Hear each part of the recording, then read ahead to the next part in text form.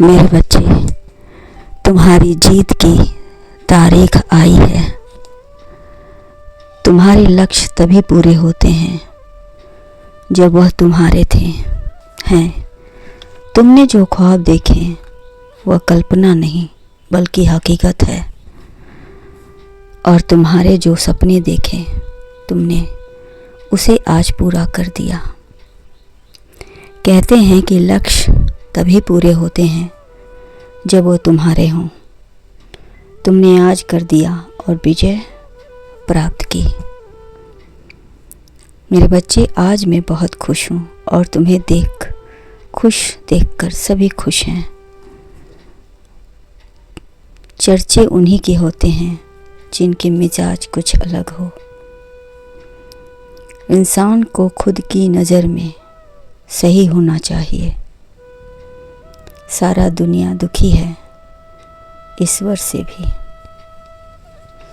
जीवन हमें तभी बदलता है जब हम अपने अनुभव को महसूस करते हैं और उनसे कुछ सीखते हैं।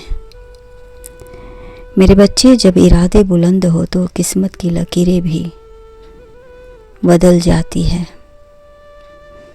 सफलता सोचने से नहीं बल्कि उसे पाने की तड़प या तीव्र इच्छा से मिलती है। मेरे बच्चे, रात नहीं ख्वाब बदलता है, मंजिल नहीं कारवां बदलता है।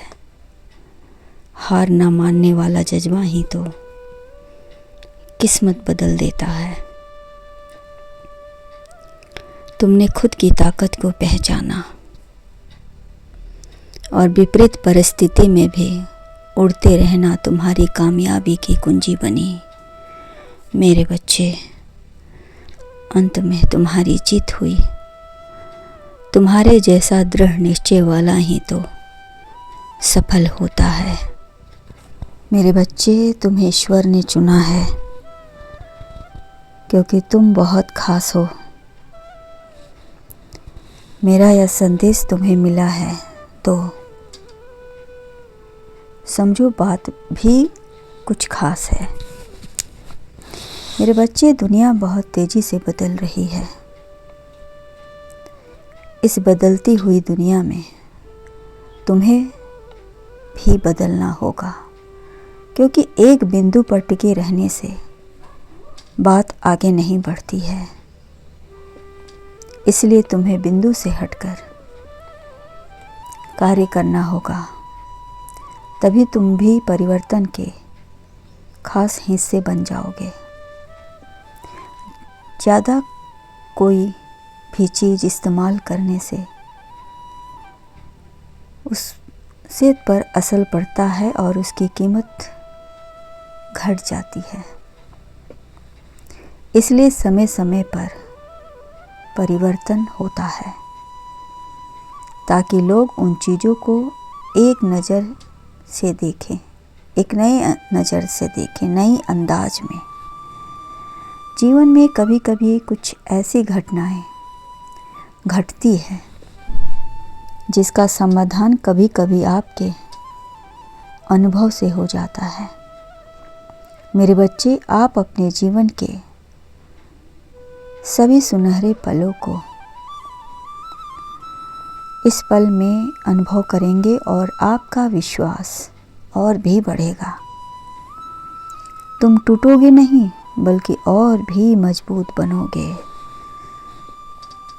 मेरे बच्चे, आपको एहसास होगा कि ईश्वर आपको देख रहा है। आपकी गतिविधियों पर उनकी नज़र है। इसलिए यह कभी ना सोचे कि मैं किसी में भेदभाव करता हूँ। मैं तो बस वही करता हूँ जो आपके लिए अच्छा होता है। कुछ बातों को सिलसिला आपके कर्मों पर आधारित होता है, जिसे चाहकर भी मैं बदल नहीं सकता। जो भाग्य में है वह तो मिलेगा, परंतु आगे के लिए रास्ता आपको स्वयं बनाना होगा, क्योंकि यह परिवर्तन युग है और यहाँ बदलाव निश्चित है। तुम्हें तो ईश्वर ने चुना है, तुम्हें प्रसन्न होना चाहिए मेरे बच्चे। जब भी कोई दिव्य शक्ति का आशीर्वाद प्राप्त होता है, उसके पीछे आपके अगले पिछले कई जन्मों का हिसाब होता है। लोग भक्ति करते हैं, किंतु भक्ति के अर्थ को बहुत कम समझ पाते हैं कुछ लोग, और जो समझ पाते हैं उन्हें भौतिक वस्तुओं से कोई लगाव नहीं होता। उन्हें तो बस ईश्वर में लीन रहने और उनकी लीला कहने में आनंद आता है। उन्हें ईश्वर के करीब रहना अच्छा लगता है। उनके लिए कुछ भी वे करने को तैयार रहते हैं।